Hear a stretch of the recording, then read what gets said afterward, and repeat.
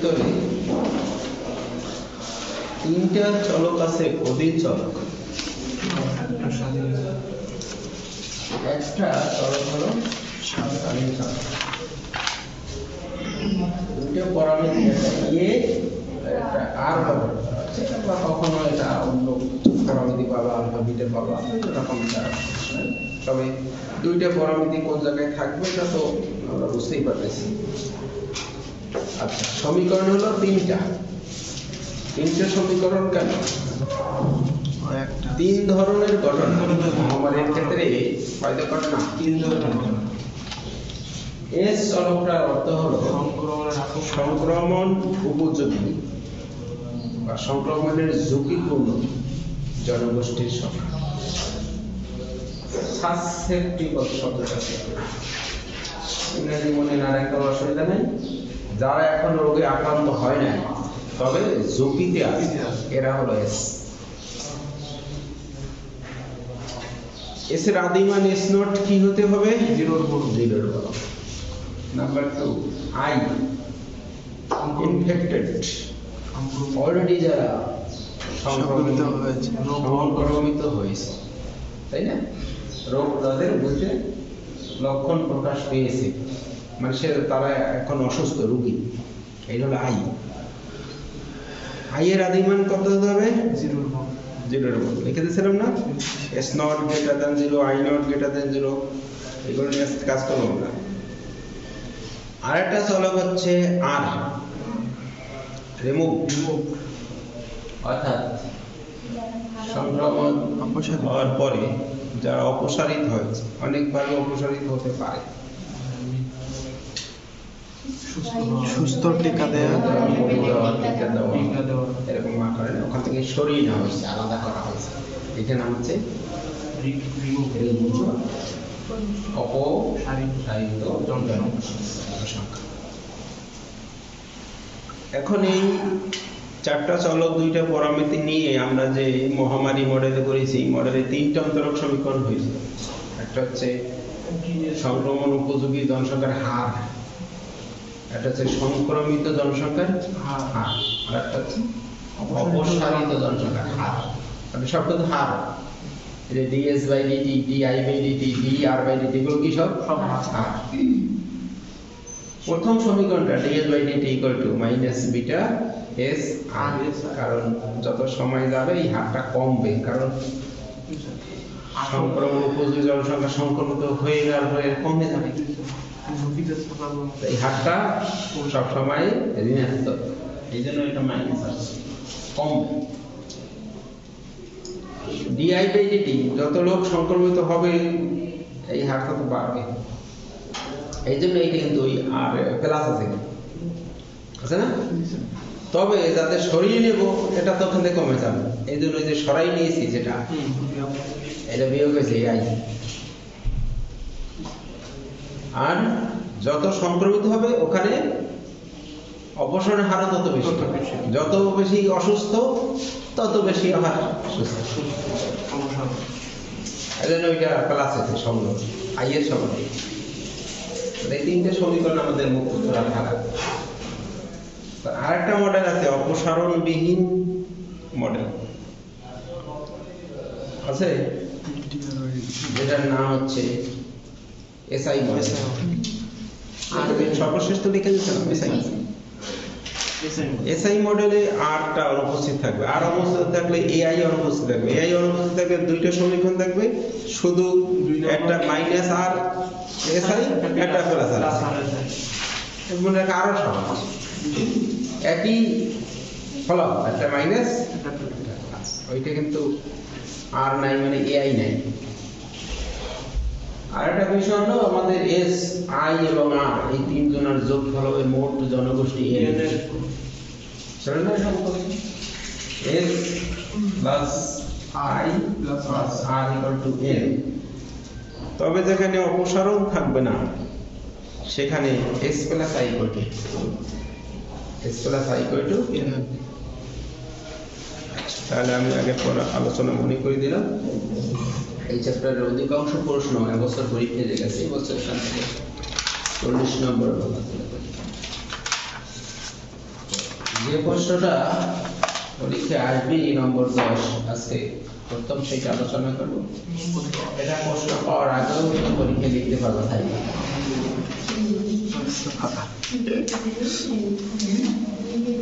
সেই প্রশ্ন হলো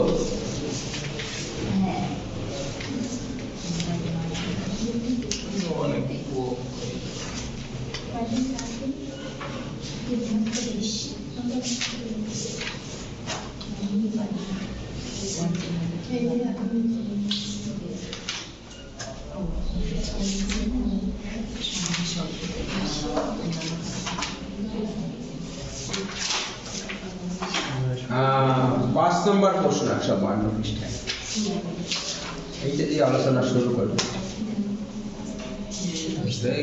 শেষ হইতেও পারে নাও পারে, এই একটা প্রশ্ন একদিনে শেষ নাও হতে পারে। বড় প্রশ্ন নম্বর 10 এবং এটা পরীক্ষা একেবারে নিশ্চিত প্রশ্ন করে।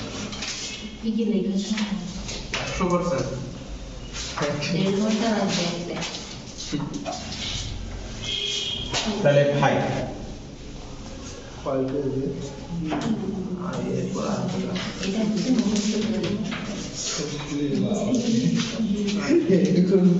দেখাও যে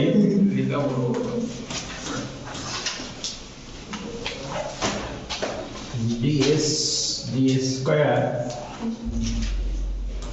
s by dt square equal to 0 d2s। এই এসটা কিন্তু ক্যাপিটাল লেটার বলতে যদি স্মল হয়ে গেছে প্রশ্নে, কিন্তু উত্তরে সব ক্যাপিটাল আছে। dt3s greater than 0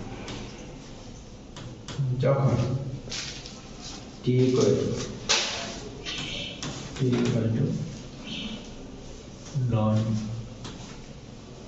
n divided by beta n plus 1 দ্বারা t প্রদত্ত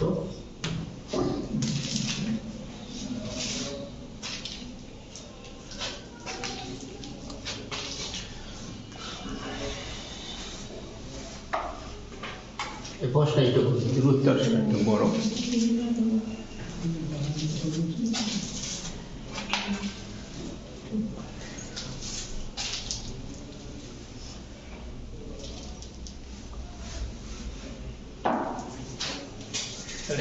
টি এর এই মানের জন্য টি এর কোন মান ln n divided by beta into n plus 1 এই মানের জন্য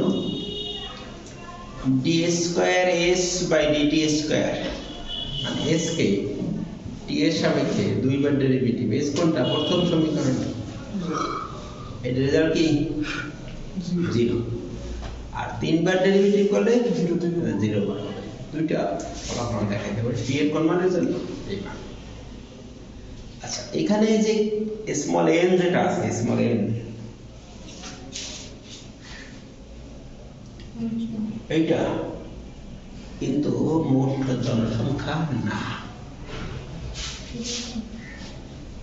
জনসংখ্যা ক্যাপিটাল এন বলছি। আর বিটা কি আগে কোথাও পাইছিলাম না, তাহলে বিটা কি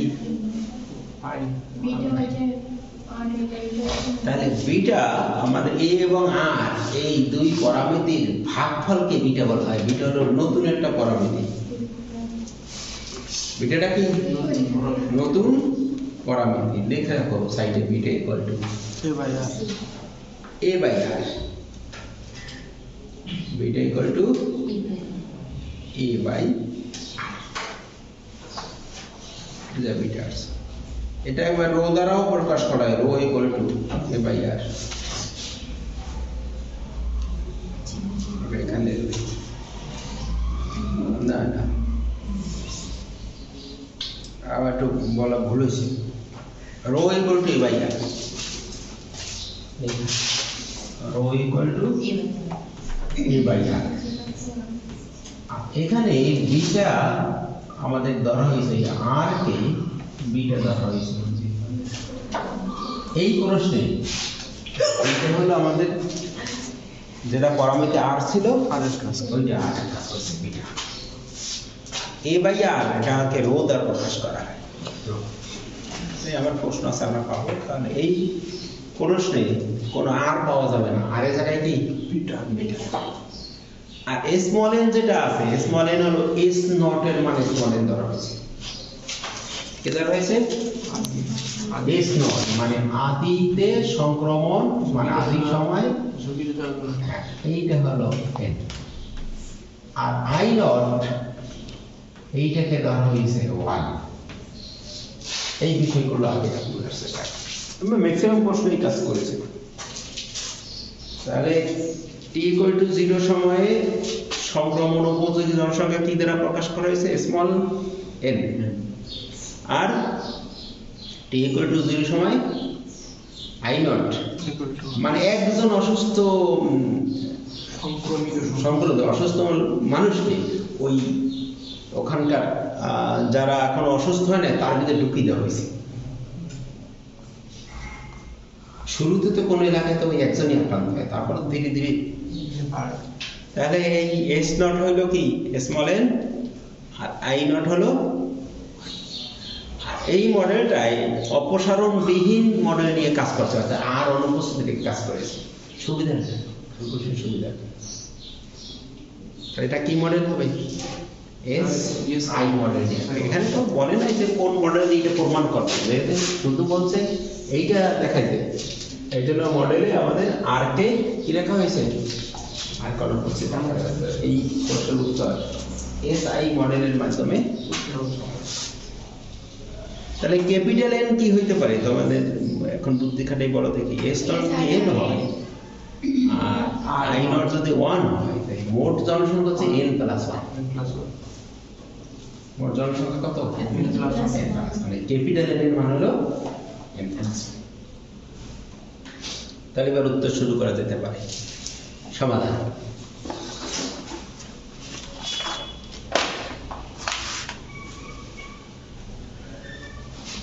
দেখো অপসারণ ব্যতীত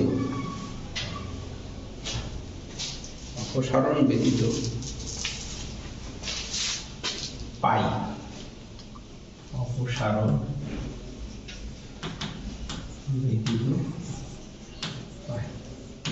অপসারণ ব্যতীত কি nt ইকুয়াল টু কি st প্লাস এই হলো nt equal to st plus. ওইটা একটা কথা লিখে সেই ফলমোট জনসংখ্যা সহায় দুর্ভোগ হয়, এই শব্দটা আছে, এটা জরুরি না। ইকুয়াল টু দুর্ভোগ এরকম একটা কথা আছে, ওটা লিখলেও চলে না লিখলেও চলে। যেখানে এখন নিচে এই তিন ধরনের পরিচয় লিখতে হবে, যেখানে nt হলো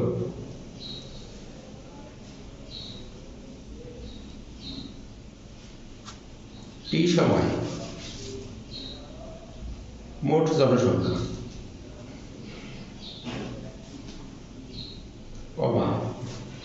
st হলো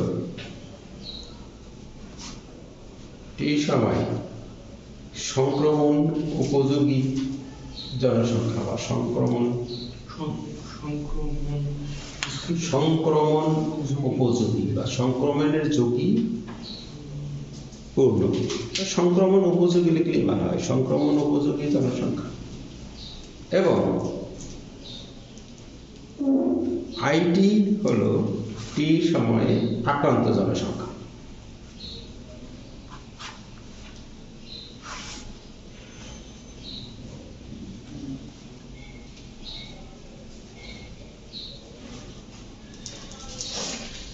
ঠিক আছে, এখন আমাদের এস নট আর আই নট কি ধরবো, তা তো বলেই দিয়েছি। এস নট আই নট ধরি, দেখা একটু সংক্ষেপ করে দিই। S0 মানে কি?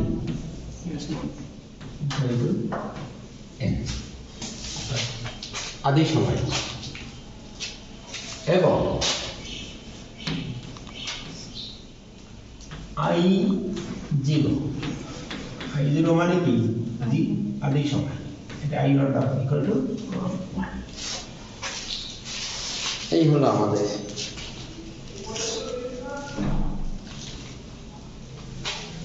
তাহলে এরপর n টা কি হবে? n টা কত হবে?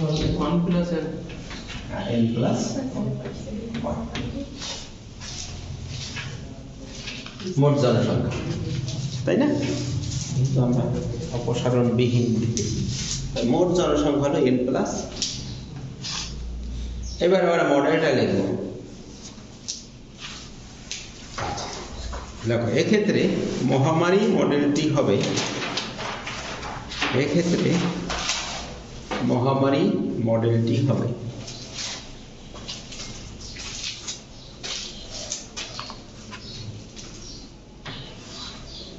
ds by dt equal to minus beta। এই যে ওই প্রশ্নে যে t এর মানে যে একটা বিটা আছে না, এই জন্য কিন্তু মডেলের পরামিতি কি ধরা হয়েছে? বিটা ধরা হয়েছে। এই একটা ইকুয়েশন নাম্বার দেওয়া 1 আর di by dt equal to beta si equation number 2। এই হলো আমাদের মহামারী মডেল।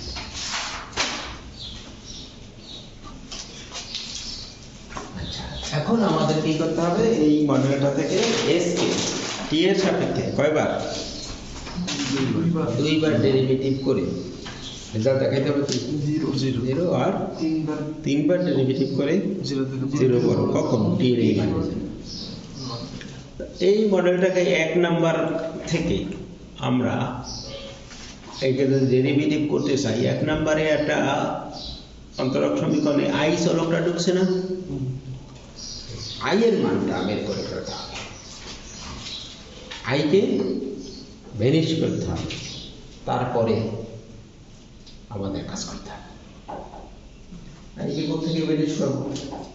ওই যে শুরুতে n equal to s plus i আছে না? দেখেছি তো?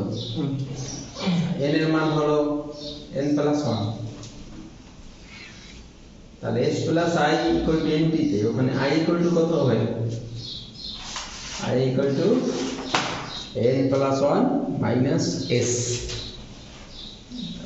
আবার দেখো একদম করে যাও, গিয়ে দেখো n t equal to s t plus i t। তা আমরা আদিক জনসংখ্যা পাইছি কি? s এর মান পাইছি n, i এর মান পাইছি i, আমরা ওখানে মান বড় i এর মান বের করব, আর n এর মান পাইছি কত?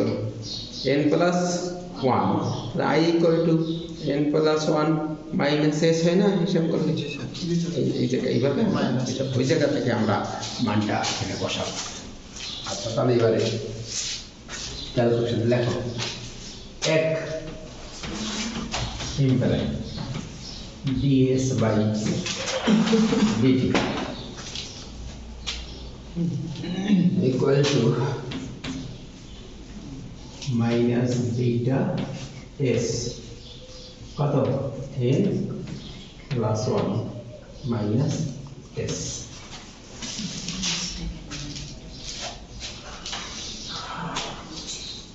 হিসাবটা কি বোঝা গেছে? আবার একটু হিসাবটা দেখো।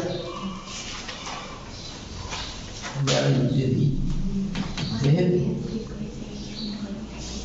n equal to s plus i, n এর মান n plus 1 আর s এর মান s plus i, n এর মান বসাই দিয়েছি, i equal to n plus 1 minus s। এই ক্যালকুলেশন এখানে লিখে রাখো।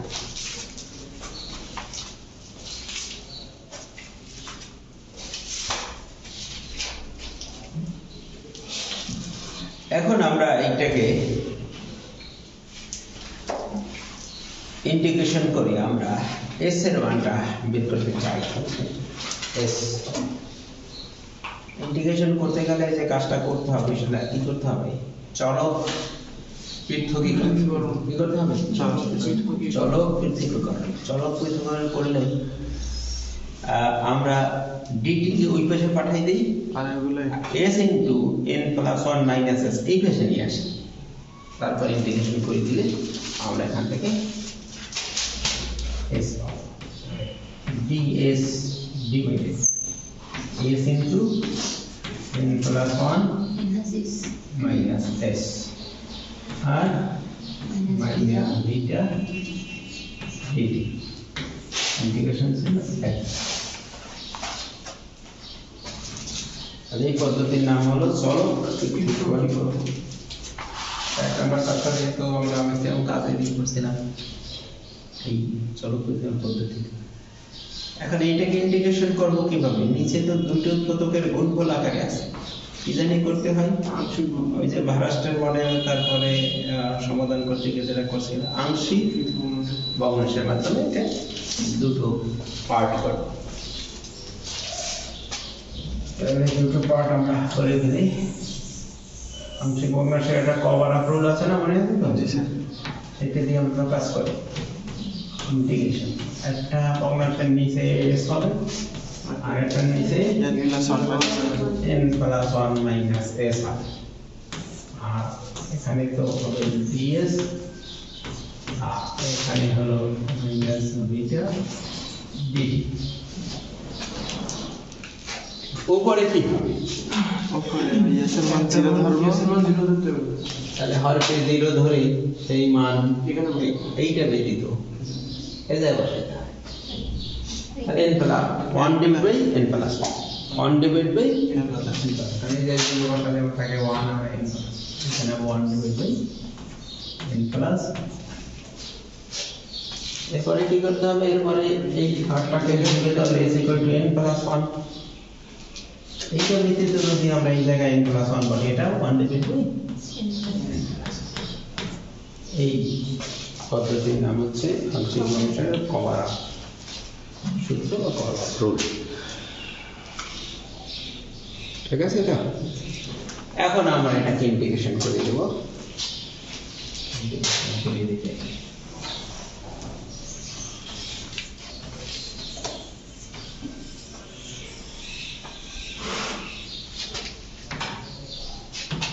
এখানে হবে 1 বাই n প্লাস 1। এটা কাজ করি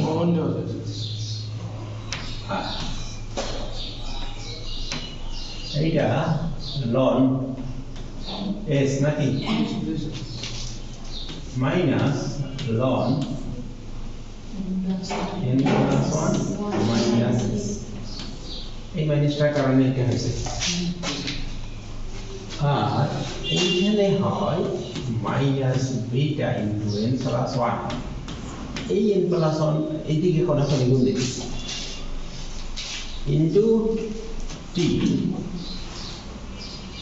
ওই যে t এর ভ্যালুতে বিটা n প্লাস 1 আছে, দেখো না প্রমাণ করতে হবে, সেই বিষয়টাই চলে আসছে আমাদের। t equal to ln n divided by beta into n plus 1 আছে না, যোগ একটা ধ্রুবক ln, সেই ধ্রুবকটা হলো ln।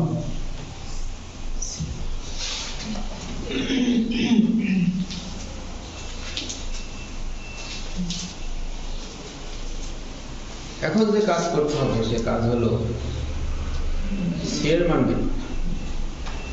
কার মান বের করা? c এর মান বের করে এই যে আমরা বসাই দেব। এইটা একটা ইকুয়েশন নাম্বার 3 দাও তো, আগে কত পদ দিয়েছিল? 2। এটা 3 দাও। এখন এখান থেকে c এর মান বের করতে গেলে আমাদের যে আদি শর্ত, কি শর্ত? আদি শর্ত, সেই আদি শর্ত প্রয়োগ করতে হবে। আদি শর্ততে কি আছে? t ইকুয়াল টু 0 তে s এর মান s নট আর i তো আর এখানে নাই, কি বোঝা গেছে? তার এটার নাম দিতে কত? লেখো আদি শর্ত s of 0 equal to কত দাম এটা মনে আছে তো?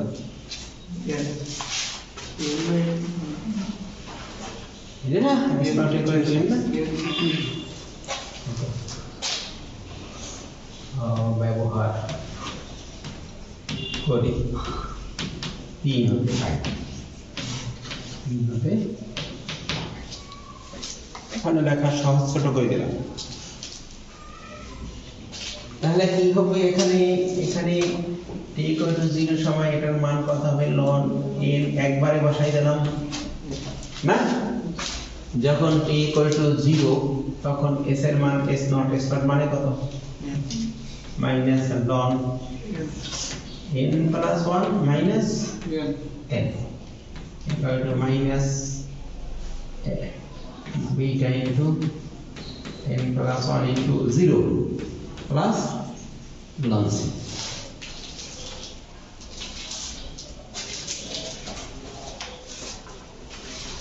এটা বোঝা গেছে তো বইতে একটু বেশি বেশি লেখা আছে আমি এখান থেকে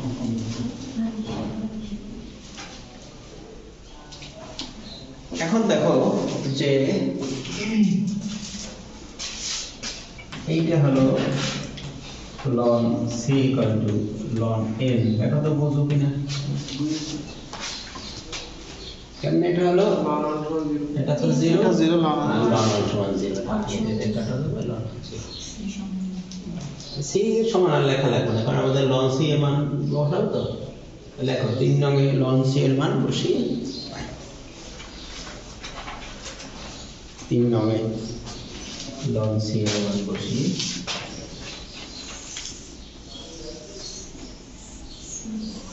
শুধু এই জায়গায় ln n হবে ln এই পাওয়ার 3 না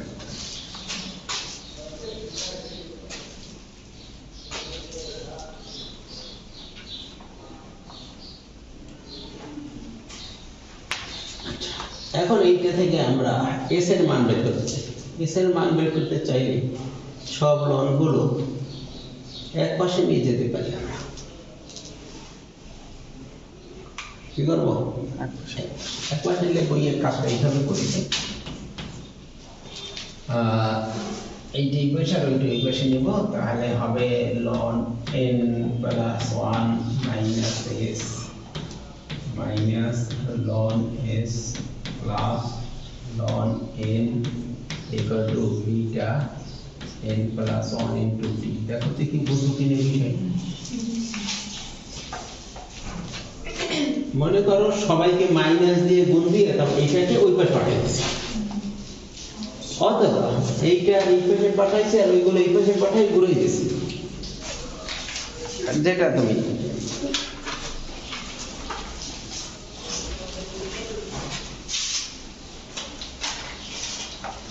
এই লন তিনটি একত্রিত করার সিস্টেম কি যেটা মাইনাস আছে সেটা ভাগ হয়ে যাবে যেটা প্লাস আছে সেটা গুণ হয়ে যাবে লন n plus 1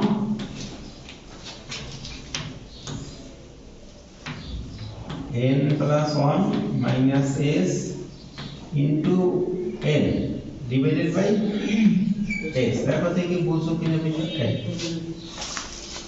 যে দুটো যোগ আছে সেটা গুণ হয়ে যাবে আর যেটা বিয়োগ সেটা এই পাশে আছে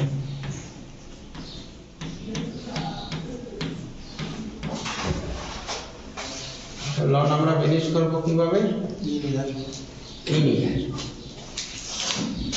এখান থেকে পাচ্ছি আমরা n plus 1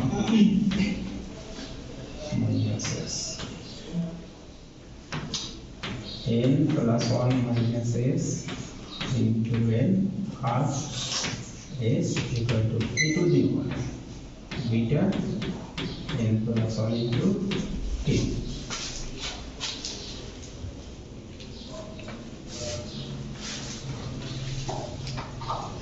এখান থেকে s এর মান যদি আমি বের করতে চাই তাহলে কাজটা কি করতে হবে s গুলোকে সব এক জায়গায় আনতে হবে বাকিদের সব আলাদা করতে হবে আর এখান থেকে s এর মান বের করা সহজ কাজ